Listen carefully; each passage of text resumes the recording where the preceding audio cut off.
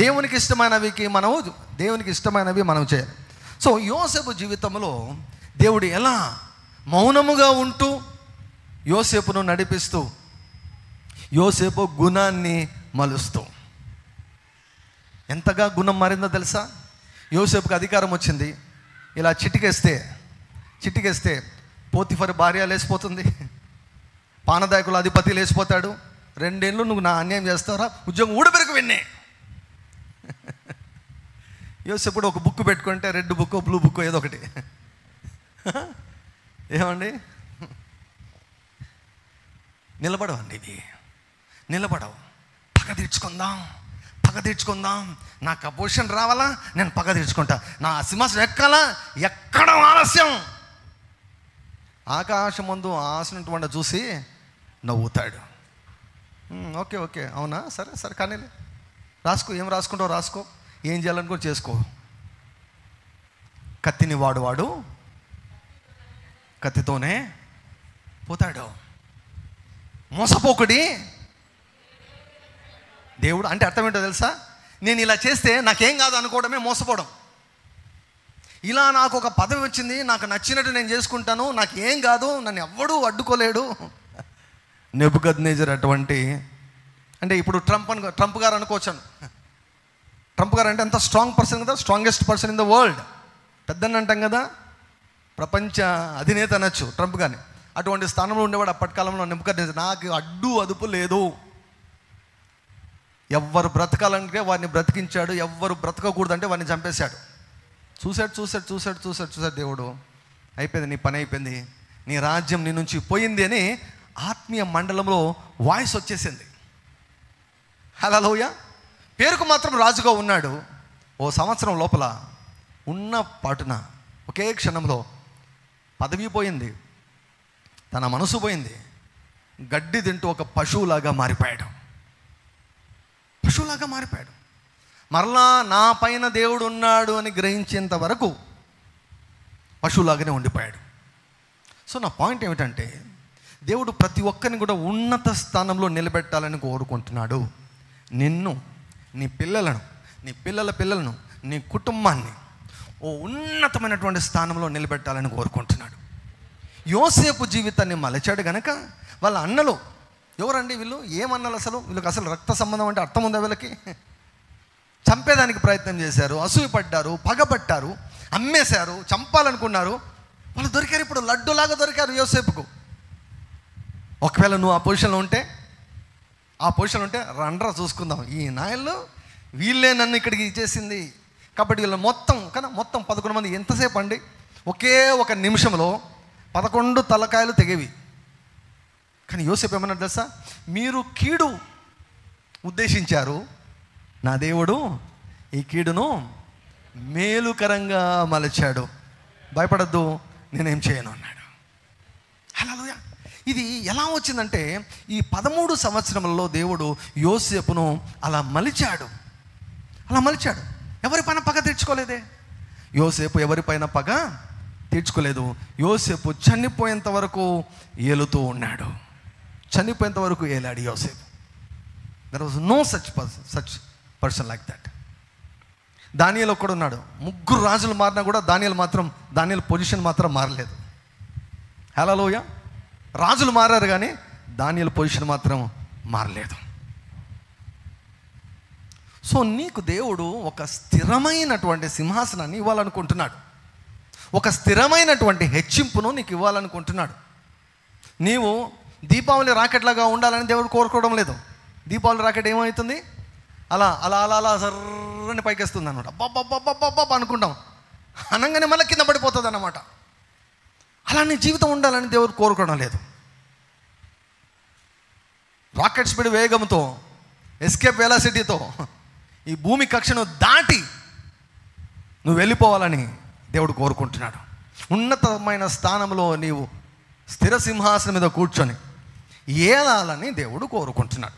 So ఎప్పుడైనా కూడా దేవుడు పెద్దగా మాట్లాడడం లేదు. దేవుడైతే దర్శనం ఇచ్చాడు, దేవుడైతే ఒక వాగ్దానం ఇచ్చాడు, కానీ అది ఇంకా నెరవేరడం లేదు, అది ఇంకా జరగడం లేదు అంటే ఆ సమయాన్ని నీవు నీ జీవితాన్ని మలుచుకునేదానికి నీవు ఉపయోగించాలి.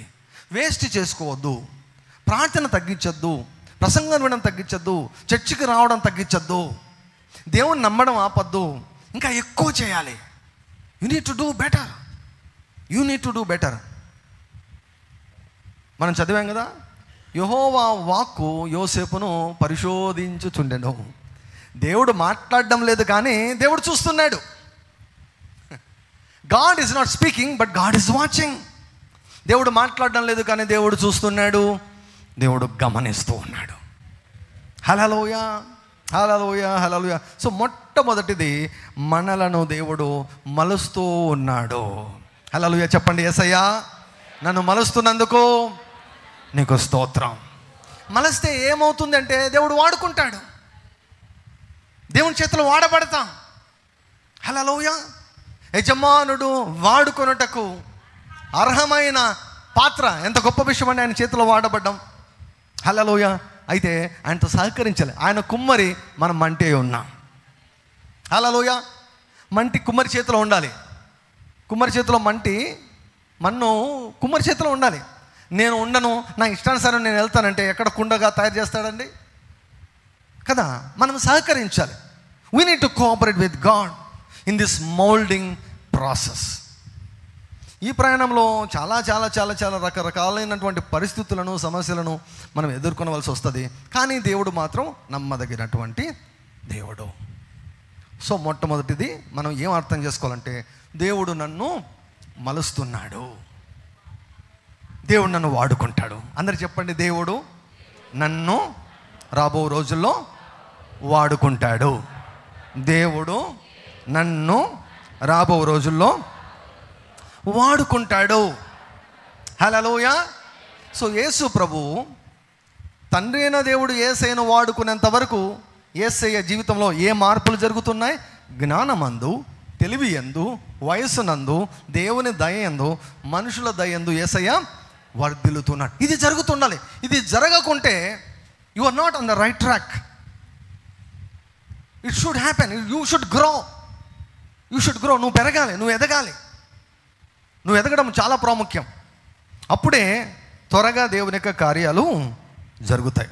సో రెండవ కారణం మనం ఎలా అర్థం చేసుకోవాలి? దేవుని యొక్క మౌనాన్ని ఎలా అర్థం చేసుకోవాలి? యెషయా గ్రంథము 45వ అధ్యాయం.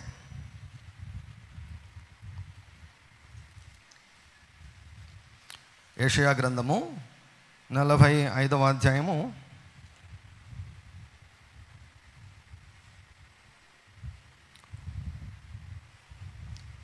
15వ వచనం.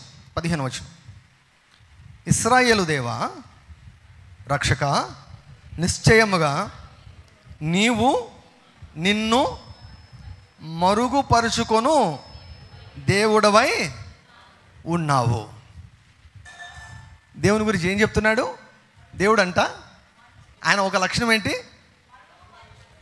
అంటే కనిపించకుండా ఉంటాడంట, మరుగుపరుచుకుంటాడంట. ఆయన కనపడకుండా చేస్తాడంట, సైలెంట్గా ఉండిపోతాడంట. నీకు కనపడ్డంట, నీకు వినపడ్డంట, నీ దృష్టికి అందడంట. యోబు అంటాడు కదా, ఆయన నా సమీపముగా వెళుతున్నాడు, నేను ఆయనను గుర్తించలేకుండా ఉన్నాను. నా సమీపంగా ఆయన పోతున్నాడు. I'm not able to find him. So యాక్చువల్గా మెసేజ్ బైబిల్ అనేటువంటి ఒక వర్షన్లో ఈ మాటకి ఏమని వ్రాయబడుతుందంటే, ఈ మాట ఎలా వ్రాయబడిందంటే, God, you are a God who works behind the screens. అంటే దేవా, నీవు ఎటువంటి దేవుడు అంటే తెర వెనుకల మా పక్షముగా మా కోసము కార్యాలు చేసే దేవుడవు. హల్లెలూయా. కనిపించకుండా, మాకు వినపడకుండా, మాకు తెలియకుండా మా పక్షముగా మా కోసము కార్యాలు చేసే దేవుడవు అని అర్థం ఈ వాక్యానికి. హల్లెలూయా. సో దేవుడు కనిపించకుండా ఉన్నప్పుడు, దేవుడు యొక్క స్వరం వినపడకుండా ఉన్నప్పుడు మనం అర్థం చేసుకునవలసిన రెండవ విషయం ఏమిటంటే, తెర వెనుక ఆయన నా కోసం, నా పక్షముగా కార్యము చేస్తూ ఉన్నాడు.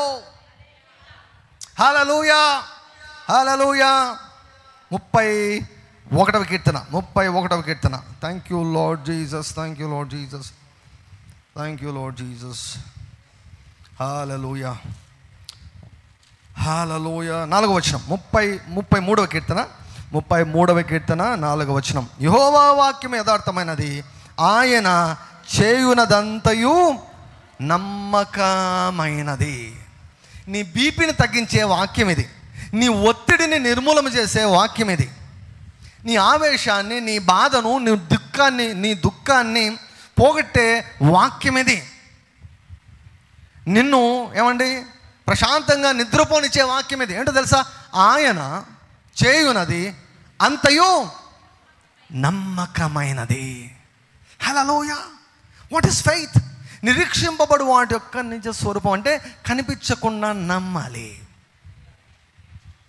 కనిపించకుండా నమ్మాలి, వినపడకుండా నమ్మాలి. నా దేవుడు మంచివాడు, ఆయన నా పక్షముగా కార్యము చేస్తూ, కనిపించకుండా కార్యం చేస్తున్నాడు. యోసేపేమో జైల్లో ఉండిపోయాడు, జైల్లో తన పని తాను చేసుకుంటున్నాడు. నాకైతే అండి యోసేపులో సోమరితనం అయితే కనపడలేదండి.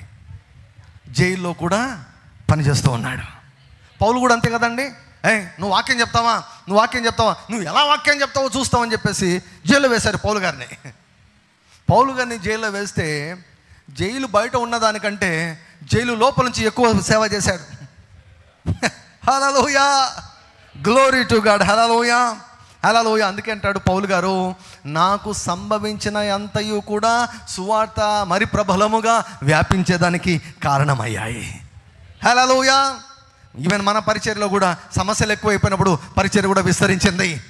పరిచర్య ఆగిపోలేదు, పరిచర్య చచ్చిపోలేదు, పరిచర్య సోమరిగా లేదు, పరిచర్య విస్తరిస్తూనే ఉంది. Glory to God. Hallelujah, hallelujah, hallelujah, hallelujah, hallelujah, glory to God.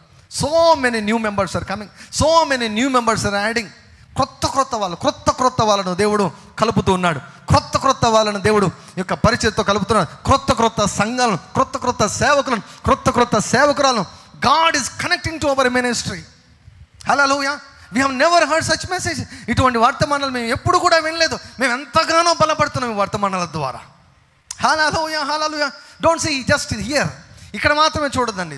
Lot of things are happening. జైల్లో వేస్తే అక్కడ ఇంకా ఎక్కువ పని చేశాడు పౌలు గారు. హల్లెలూయా. సోమరితనం అంటే దేవునికి అసహ్యం. సోమరిగా మనం ఎప్పుడు కూడా ఉండకూడదు. We should do something for the Kingdom of God. So యోసేపు జైల్లో ఉన్నాడు, తన పని తాను చేసుకుంటున్నాడు. ఊరికి కూర్చొని ఆ పానదాయకుల అధిపతికి వాడికి నేను ఇంత మేలు చేస్తే వాడు ఎట్ట మర్చిపోయినాడు. వాడు ఫరో పక్కనే ఉంటాడు, వాడికి కెపాసిటీ ఉంది, నన్ను విడిపించే కెపాసిటీ ఉంది. కానీ కృతజ్ఞత లేనటువంటి వాళ్ళని ఏమండి కూర్చొని బాధపడుకుంటూ, ఏడ్చుకుంటూ, అఫెండ్ అవుతూ, చేతులు పెట్టుకొని, మనుషుల పని చేతులు పెట్టుకొని యోసేపు లేడు. కానీ ప్రతిరోజు కూడా యోసేపు మాత్రం జైల్లో కూడా తన పని తాను చేసుకుంటున్నాడు. హల్లెలూయా. యోసేపు ఏమో తన పని తాను చేసుకుంటే తెర వెనుకల ఇక్కడ యోసేపుతో దేవుడు ఏం చెప్పడంలా, యోసేపు నేను నీకు నీ పక్షంగా ఏం చేస్తున్నానో తెలుసా? దేవుడు చెప్పడంట, అట్లా చెప్పడంట. నమ్ము మట్సంగా అంటాడంట దేవుడు. నువ్వు నమ్ము అంటాడంట. You just believe. నేను చెప్పను నీకు, నీ పక్షముగా నేను ఏమేమి చేస్తున్నాను నేను చెప్పను, నేను చూపించను. అందుకే ఆయన మరుగున ఉండే దేవుడు అంట, మరుగుపరుచుకుంటాడంట. నేను చెప్పను, ఆఖరి క్షణం వరకు నేను చెప్పనంటాడు. యోసేపుకి ఏం చెప్పలేదు. 2 సంవత్సరాలు మర్చిపోయాడు. పానదాయకుల అధిపతి యోసేపును మర్చిపోయాడు, ఏం చెప్పలేదు. కానీ దేవుడు ఏం చేస్తుంది తెలుసా? మెల్లగా తెర వెనకల ఫరోకు కళ ఇచ్చాడు. ఫరోకు కళ వచ్చింది, యోసేపుకు తెలియదు. అక్కడ యోసేపు పక్షంగా దేవుడు అక్కడ ఫరోను మలుస్తున్నాడని, ఫరోను రేపుతున్నాడని యోసేపుకు తెలియదు. కానీ ఊట దగ్గర ఉన్నాడు, నమ్మి ఉన్నాడు. అక్కడ దేవుడు తెర వెనకల ఫరోకు కళ ఇచ్చాడు, కలత చెందాడు. మరలా 2వ కళ ఇచ్చాడు, కలత చెందాడు. అందరినీ పిలుస్తున్నాడు. యోసేపుకి ఏం తెలియదు, యోసేపు జైల్లో ఉన్నాడు.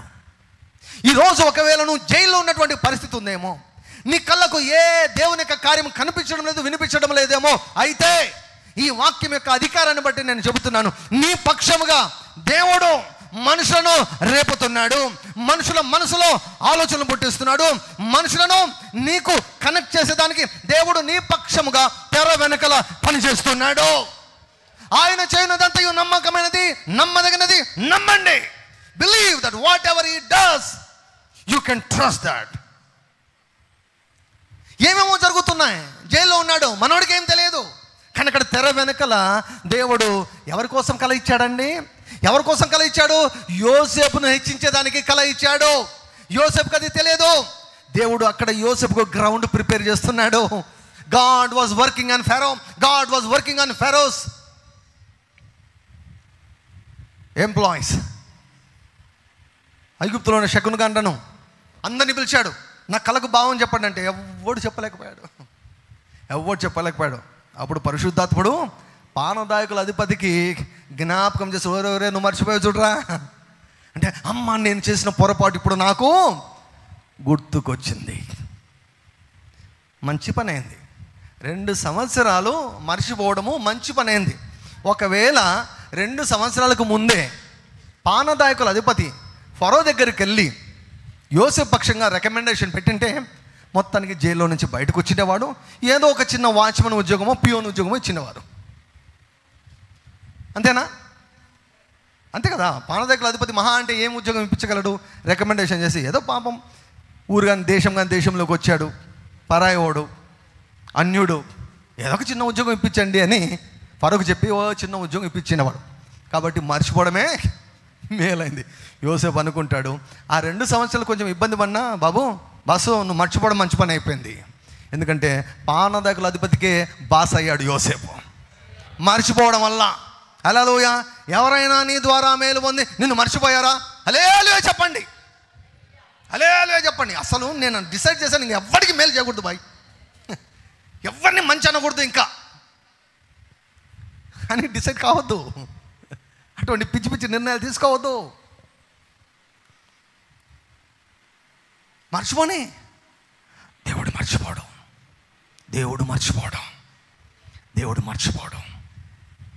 ఇశ్రాయేలు నేను నిన్ను మరువా జాలను అంటాడు. చూస్తున్నాడు ఆయన. నిర్ణయ కాలం ఎప్పుడు వచ్చిందో దేవుడు అక్కడ పావులు కదపడం మొదలుపెట్టాడు. పానదాయకుల అధిపతితో మాట్లాడాడు. అప్పుడు చెప్పాడు, అయ్యో ఫరో గారు, సార్ నేను మర్చిపోయాను, ఒక మంచి వ్యక్తి ఉన్నాడు, మంచి యవ్వనస్తుడు, జైల్లో ఉన్నాడు, ఏం చెప్పాడు అదే జరిగింది, నాకు పిలిపించండి అంటే త్వరగా అంటే ఆ రోజు వరకు యోసేపు పక్షముగా దేవుడు ఏ పావులు కదుపుతున్నాడో యోసేపుకు తెలియలేదు. నీ జీవితంలో కూడా నీకు తెలియకుండా తెర వెనకల నీ పక్షంగా దర్శన సహాయకులను ఎవరిని రేపుతున్నాడో నీకు తెలియదు. కానీ ఆ కార్యం జరగాలంటే నీవు నమ్మాలి. ఊట దగ్గరే ఉండాలి. లార్డ్ ఐ ట్రస్ట్ యూ చెప్పండి. యేసయ్యా నేను నమ్ముతున్నానయ్యా. యేసయ్యా ఐ లవ్ యూ. యేసయ్యా ఐ లవ్ యూ. యేసయ్యా ఓ పాట ఉంది కదా, అంతా మన మేలుకే కదా, అందరికీ కాదు దేవుని ప్రేమించు వారికి. హల్లెలూయా. అనగా ఆయన సంకల్పం చొప్పున పిలువబడిన వారికి మేలు జరుగుటకై సమస్తమును సమకూడి జరుగుతున్నవని ఎరుగుదము. హల్లెలూయా. దేవుని ప్రేమిస్తున్నావా నువ్వు? ఎంతమంది దేవుని ప్రేమిస్తున్నారు? అట్లయితే ప్రశాంతంగా నిద్రపోండి. ఇప్పుడు కాదు, ఒకరిద్దరు చూశాను నేను నిద్రపోతున్నారు. ఏం చేద్దాం చెప్పండి. కొంతమంది నిద్రపోయేదానికి వస్తారు చర్చిలకి. పాస్టర్ గారు రాత్రి నాకు నిద్ర పట్టలేదు, హాయిగా మీరు ప్రసంగం చేస్తుంటే నిద్ర వస్తుంది అన్నట్లు. ఇక్కడ కాదు. If you love God sleep well, నిద్రపో. ఎందుకో తెలుసా? మేలు కొరకు సమస్తము సమకూడి జరుగుతాయి నీ జీవితంలో. తెర వెనుకల దేవుడు చేస్తాడు, మొత్తము కార్యము పూర్తి చేసి నీ చేతులు పెడతాడు దేవుడు. హల్లెలూయా. ఎందుకు చెప్పండి? యేసయ్యా ఐ లవ్ యూ. యేసయ్యా చెప్పండి చాలు. ప్రభువా నేను ప్రేమిస్తున్నానయ్యా. యేసయ్యా నేను ప్రేమిస్తున్నాను. యేసయ్యను పలకండి బాగా, చెప్పండి. రోమా 8:28 నెరవేరుతుంది. అది నీ సొంతం అవుతుంది. సనగద్దు కొనగద్దు ఆయన్ను, నోరు పారేసుకోవద్దు ఆయన పైన. ఏంటి ప్రభువా నువ్వు అని ప్రశ్నించద్దు, నమ్ము. We are not here to question God, but we are here to believe and trust God. ఎందుకంటే ఆయన చేయునది అంతయు నమ్మకమైనది. ఎందుకు యోసేపు జీవితం నేను వ్రాయించాడు? యోసేపు జీవితాన్ని వ్రాయించి ఈరోజు మనందరితో ఎందుకు మాట్లాడుతున్నాడు దేవుడు అంటే, నేను నమ్మదగిన దేవుడు చూడండి. ఆ రోజు వరకు యోసేపుకు తెలియదు నేనేం చేస్తానో. 13 సంవత్సరాల వరకు యోసేపుకు తెలియదు నేను ఏం చేస్తానో. మరుగుపరుచుకుంటాడంట దేవుడు. ఏం చేద్దాం చెప్పండి?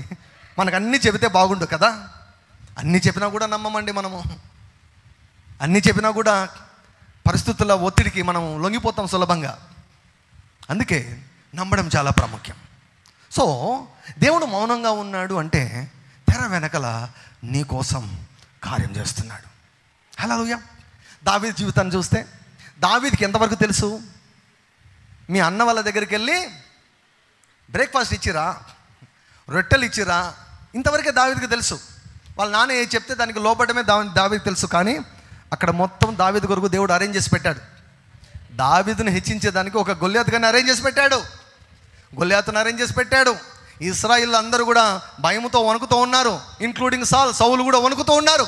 దేవుడు గ్రౌండ్ అంతా ప్రిపేర్ చేసి దావీదును ఏమండి అక్కడ తీసుకుని వచ్చి దేవుడు హెచ్చించాడు. తెర వెనకల దావీదును హెచ్చించే దాని కొరకు తెర వెనకల దావీదు పక్షంగా దేవుడు కార్యం చేశాడు. దావీదుకు తెలియదు, దావీదుకు దేవుడు చెప్పలేదు. God did not speak to David. నిన్ను హెచ్చించేదానికి ఒక ప్లాన్ గీసినాను. ఒక ప్లాన్ ఉంది. అక్కడ గొల్యాతు వాడు ఉన్నాడు, అందరూ భయపడుతున్నారు, నువ్వు వెళ్ళు, నేను నీకు సాయం చేస్తా, వాడిని చంపేస్తే నువ్వు హెచ్చించబడతావు, సిస్టర్స్ అందరు పాటలు పాడతారు నీ గురించి చెప్పాడా దేవుడు?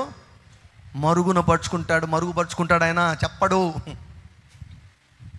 ఒకసారి చెప్పి ఆయన జంప్ అయిపోతాడు, ఇంకా కనిపించాడు. సీన్లోకి రాడు. కానీ దావీదు ఏ రోజుకు ఆ రోజు తల్లి చెప్పిన మాట వినాలి కదా. ఈనాడు తల్లిదండ్రుల మాట వింటే పిల్లలు ఏమని ఎన్ని గొల్యాతులను చంపిన వాళ్ళో ఇంతవరకు. హల్లెలూయా. చిన్న విధేయత. నానా నేనే దొరికినానా నీకు, పో నువ్వే పోయి ఇచ్చిరాపో. గొర్రెలు గాయాలా, మళ్ళీ వాళ్ళకి పోయి నేను ఇచ్చిరావాలా, వాళ్ళకు నేనంటే పడదు, వాళ్ళతో మళ్ళీ తిట్లు తినిపించుకోవాలా, నేను పో అంటే దేవుడు అక్కడ తెర వెనకలో ఏం సిద్ధపరచడం మిస్ అయిపోయినవాడు. మే మాసంలో we never miss what God has plan for us. దేవుడు మన కొరకు ఏం సిద్ధపరచడు, ఏ ఆశీర్వాదాన్ని అవిధేయత ద్వారా, మూర్ఖత్వం ద్వారా, తిరుగుబాటుతనం ద్వారా మనము పోగొట్టుకుందుము గాక. హల్లెలూయా. మిస్ అవ్వకుందుము గాక. Glory to God. తెర వెనకల నిన్ను హెచ్చించే దాని కొరకు, నిన్ను దీవించే దాని కొరకు దేవుడు పావులు కదుపుతూ ఉంటాడు. Glory to God. యేసు ప్రభు జన్మించినప్పుడు భవిష్యత్తులో ఏం జరగబోతుందో దేవునికి తెలుసు.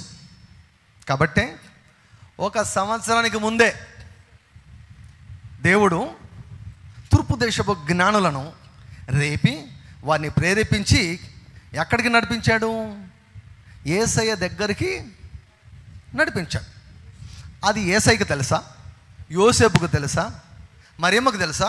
వీళ్ళకేం తెలియదు. దేవదూత నీవు బాలుడైనటువంటి యేసయ్యను, నీ భార్యను మరియను తీసుకొని ఐగుప్తుకి వెళ్ళిపో అన్నాడు. ఊరు దేశానికి వెళ్తే ఎట్లా సాకాలి? పైసలు ఎట్లా సాకాలి? కాబట్టి దేవుడు ఆల్రెడీ ప్రొవిజన్ను ఎప్పుడండి? సంవత్సరం ముందే సిద్ధపరిచాడు. తెర వెనకల దేవుడు మన పక్షముగా కార్యం చేస్తూ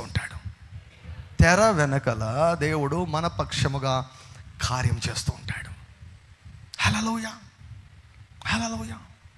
సో మరలా దేవుని యొక్క పిలుపు వచ్చేంత వరకు వారికి ఎటువంటి ఇబ్బంది లేకుండా చూసుకుంటే దానికి వారికి ఆర్థిక వనరులు సమృద్ధిగా తూర్పు దేశపు జ్ఞానుల ద్వారా దేవుడు వారికి అందజేశాడు. అక్కడి నుంచి వారు వెళ్ళిపోయారు. తెర వెనకల వీరికి తెలియకుండా వీరి కొరకు దేవుడు పనిచేస్తాడు. తెర వెనకల మన కొరకు దేవుడు పనిచేస్తాడు. గ్లోరీ టు గాడ్, హల్లెలూయా. ఇప్పుడు నేను ఎప్పుడు చెప్తుంటాను, దేవుని యొక్క నిత్య ప్రణాళిక అన్నట్టు ఒకటి ఉంటుంది. దేవుని యొక్క నిత్య ప్రణాళిక అన్నటువంటిది ఒకటి ఉంటుంది. అది మాత్రం మిస్ కాదు. కొంతమంది ప్రత్యేకంగా ఆ నిత్య ప్రణాళికలో గంభీరంగా వాడబడాలని దేవుడు కోరుకుంటాడు. ఇప్పుడు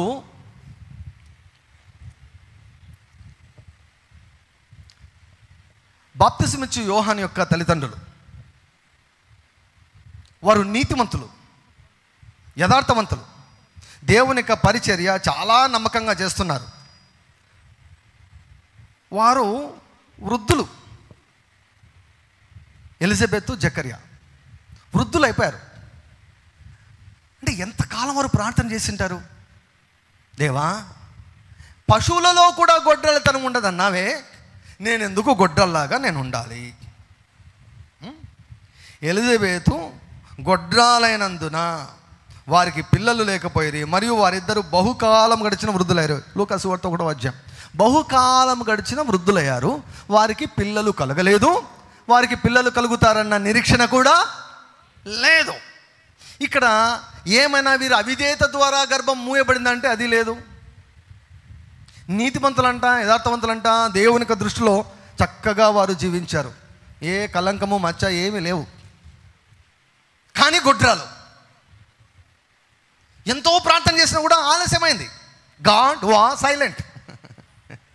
జకర్యా, నీకేం కావాలో చెప్పు అని అన్నీ ఇచ్చాడంట. ఎలిజబెత్, మీకేం కావాలో చెప్పు, అన్నీ ఇస్తాను. సంతానం అంటే మాత్రం సైలెంట్. సంతానం అయ్యా, గర్భఫలం అయ్యా, అన్నీ ఇచ్చావు. గర్భఫలం అయ్యా అంటే మ్యూట్ బటన్ నొక్కేస్తాడు దేవుడు. ఎన్ని సంవత్సరాలు నొక్కాడో మ్యూట్ బటన్. ఎన్ని సంవత్సరాలు వీళ్ళు వదిలేశారు, ఆశలు వదిలేసుకున్నారు. నాలాంటి బోధకుడు ఉంటే చెప్పిండు, జకర్యా, దేవుడు మౌనంగా ఉన్నప్పుడు దాన్ని ఎలా అర్థం చేసుకోవాలో తెలుసా అని చెప్పింటే వారి ప్రయాణం ఇంకా బాగా ఉండేది. దుఃఖంతో ఉండేవాళ్ళు కాదు. బహుకాలం గడిచినటువంటి వృద్ధులు అయ్యారు, అయినా దేవుడు వారి గర్భాన్ని తెరవలేదు. God was silent. నీకేం కావాలని ఇస్తా, అది మాత్రం ఇవ్వని అన్నాడు దేవుడు. ఏంటి సంగతి అంటే యేసు ప్రభు పుట్టుకకు, బాప్తిసమిచ్చు యోహాను పుట్టుకకు ఏమండి ఆ టైం కుదరాలన్నమాట. అక్కడ ఈమె అడిగినప్పుడే గర్భం తెరిచింది అనుకోండి దేవుడు. ఈమె అడిగినప్పుడే గర్భం తెరిచింటే, అప్పుడే బాప్తిసమిచ్చు యోహాను వచ్చింటే ఏమండి మరలా మరియమ్మకు ఎంగేజ్మెంట్ కావాలి. ఏమండి ఇవన్నీ ఉన్నాయి కదా. ఎంగేజ్మెంట్ అయ్యే వయసు మరియమ్మకు రావాలి. మరియమ్మ గర్భమున ఏమండి యేసు ప్రభు పడాలి. వారి ఇద్దరికి మధ్య ఎంత గ్యాప్ ఉండాలో తెలియాలి. ఎందుకు? బాప్తిసమిచ్చు యోహాను యొక్క పని ఏమిటి? యేసు ప్రభు యొక్క రాకడకు మార్గాన్ని సిద్ధపరిచే పని బాప్తిసమిచ్చు యోహానుకు. సో ఎలిజబెత్ యొక్క గర్భఫలము ఆలస్యమైన దానికి కారణం ఏమిటి? ఆ విషయంలో దేవుడు సైలెంట్గా ఉండేదానికి కారణం ఏమిటంటే, దేవుడు తన ప్రణాళికను నెరవేర్చుకునే దానికి అక్కడ దేవుడు కావలసిగా డెలిబరేట్గా ఆలస్యం చేశాడు అక్కడ. హల్లెలూయా. ఆలస్యం అయితే ఏంటండి, కంటే ఎటువంటి వ్యక్తిని కన్నదండి? స్త్రీ కన్నటువంటి వాడిలో బాప్తిసమిచ్చు యోహాను అంత గొప్పవాడు లేడన్నాడు యేసు ప్రభు. కానీ లేట్ అయినా కూడా ఎంత గొప్పవాడిని కనిందండి. ఎవరి గర్భమైనా ఒకవేళ లేట్గా తెరవబడితే గుర్తుపెట్టుకోండి, లేట్గా గర్భాలు తెరవబడిన ప్రతి ఒక్కరు కూడా వీరులను శూరులను కన్నారు. హల్లెలూయా, హల్లెలూయా. పెనిన్నా ఎంతమందినో కనిందంట. హన్నా, పెనిన్నా కదా, ఎంతోమందినో కనిందంట. హన్నా ఒక్క సమయంలో కనింది. ఒక్క కొడుకు చాలు, ఒక్క కూతురు చాలు. లేట్ అయితే ఏమి? పెనిన్న కొడుకులు, పెనిన్న కూతుర్లు ఏమన్నా ప్రసిద్ధిగాంచారా? కానీ ఆ టైంలో ఫుల్ చూడు, దేవుడు నన్ను దర్శించాడు. ప్రభువా, ఏంటి ప్రభువా? అన్నా వెయిట్, నీకు సమూయేలుని ఇస్తా, నీకు రాజులను, కింగ్ మేకర్ని ఇస్తా, నీకు రాజులను అభిషేకించేవాడు నీ గర్భం నుంచి వస్తాడు. ఆలస్యమైనా కూడా దేవుడు అద్భుతం చేశాడు.